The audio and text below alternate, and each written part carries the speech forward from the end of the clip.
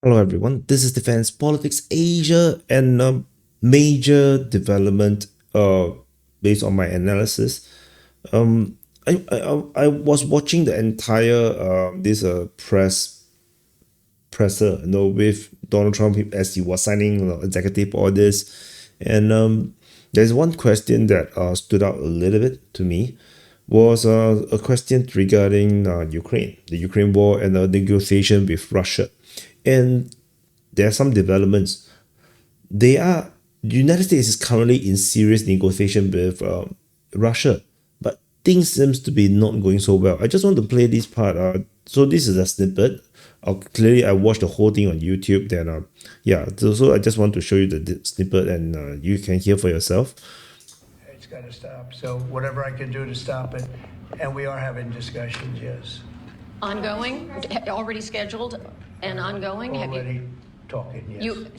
So already talking. They are already talking to them. You've already spoken to Vladimir Putin. I don't want to say that, but we are having very serious discussions. Is there a reason? So when they asked that, is he already have he spoken to Vladimir Putin? He refused to answer, which is kind of weird. I suspect that they might have already spoken, but that conversation probably didn't go as well as Trump wanted. We have to understand that if you have been following DPA's Ukraine war coverage, you will know that everything now in the Ukraine war is going the way of the Russians. No, the Ukrainians are absolutely losing the war. There's totally no win at all. Despite all these drone strikes on oil facilities, these are not going to do much to Russia. Just like all these strikes on Ukraine's still fighting. So, and then the fact that he refused to answer such a simple question, whether have he spoken to Putin or not, which I personally do not think that it matters per se. In that big sense, had it been gone well, he probably said that he would have spoken to Putin, but I think it didn't went well, and he do not want to jeopardize the negotiation position and make himself look bad, or put himself under media pressure. So he said that he don't want to answer it, which probably means he did. It's like you ask your lover, have you cheated on me? And then the lover said, no, I don't want to answer that. That doesn't feel very comforting, right? So that's what I felt. You don't want to? We are. Well, I just don't want to say that. Okay. We're having. He just don't want to say that. Do you cheat on me? I just don't want to say that. No. Yeah. You get the point. Very serious discussions about that war, trying to get it ended with Russia. So they are in very serious discussion to try to get the war to end with Russia. Yeah. With Russia. So we have confirmation that the United States has already started negotiation with Russia, and they say it's very serious. I think the word very serious actually means very difficult. They must have very difficult negotiation.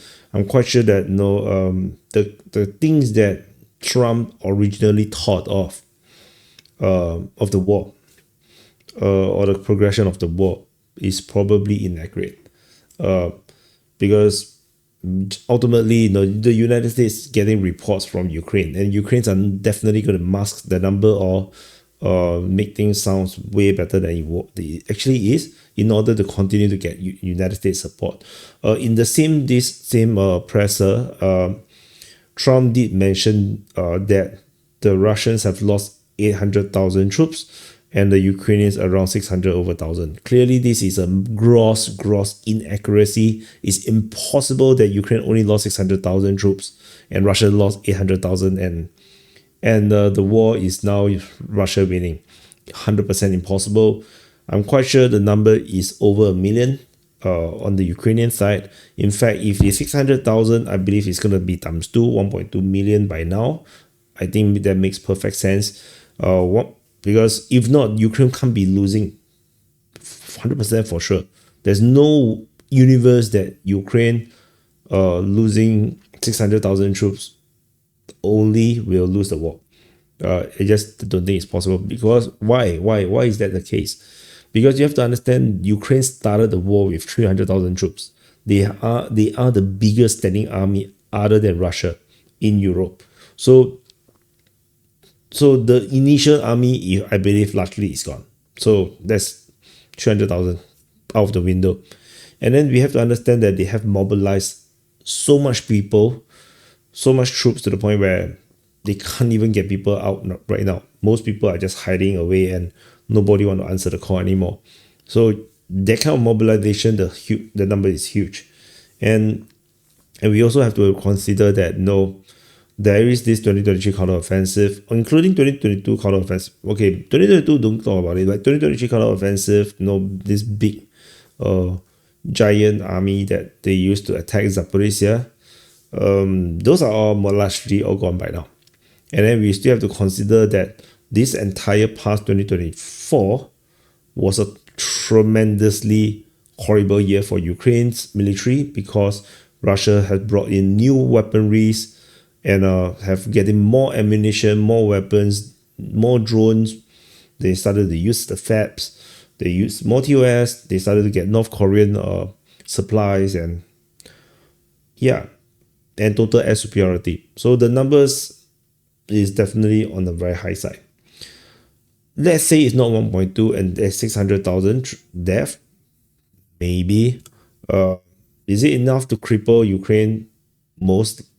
Still possible, but definitely in comparison, Russia is not going to lose 800,000. That's what I think. But yeah, so clearly Trump is going to the negotiation thinking that Russia is losing more men. And then, but then suddenly, maybe the Russians are just very adamant that no, you're not going to convince, me, the Putin, that to end the war, because Russia is totally winning the war at this moment. So I think that's what is happening. It's a difficult negotiation. Trump is not going to get what he wants. He is not going to end the war very quickly, and he's probably not going to get anything for Ukraine. And I think that's the problem. Because if Trump negotiate and not get anything for Ukraine, then it will represent a total defeat by Ukraine and a total victory by Russia, and that will also look rather bad on Trump. Although I personally do not think that Trump cares that much about Ukraine, but I think he cares a little bit more about the image. So I think the difficult discussion is probably around how to end this war in a win-win situation for United States and Russia. Not Ukraine, of course not Ukraine. Ukraine is a lot loser no matter how this goes. So, but Trump is probably and his team, not just Trump, but his team that is doing the negotiation is probably trying to make a deal to make sure that at least the national interest of the United States is not really in some deep shit. And I'm quite sure Putin is pulling some very, very difficult negotiations. This is like making things really hard, demanding a lot from the United States, because we have to understand Russia have not even conquered the entirety of Donbass. That's one thing.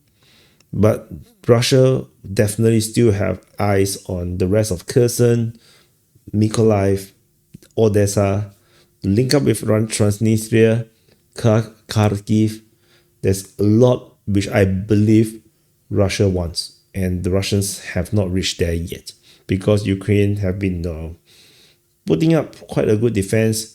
And you can see right now the Russians' offensive, if you have watched the DPA's reporting on the Ukraine war in the latest SITREP, you probably will be able to see that the Russians' offensive is ramping up. There's a massive, the entire Voronezh front have blown up. So things is really moving more quickly on the Russian side. And I got a feeling that the Russians may try to speed up the war as the negotiation with Trump continue to develop. And there might be a case where there might, not necessarily will happen, but there might be a case where the Russian side might ramp up offensive operations to put pressure on Trump. Putin is a difficult negotiator. It's very hard to make a deal with him. if he's if he's a hard negotiator, just put it that way. Trump is also a very hard negotiator. So, but the thing is, the cards is just the cards that is on Trump's hand is just not that good. So how is Trump going to convince Putin? It's going to be very difficult because he have to consider a lot, like consider Donbass, Kherson, Zaporizhia to Russia, which is not a problem, but also recognition. United States need to recognize Crimea and all these captured grounds as under Russian control. That would be a bit difficult to sell to the rest of the Congress or to the public. And then there's the issue of the Nord Stream pipeline, the sales of oil and gas back to Europe. That and of course, Trump wanted to sell American oil and gas. So there's a lot of problems that is not matching up. I think this is going to be rather difficult. So I just this snippet I just want to highlight because it's just like very unusual. For me, like as a person who supported Trump for a long time, way before I liked Trump way before he declared to want to run for president, and especially following him very closely in the first term.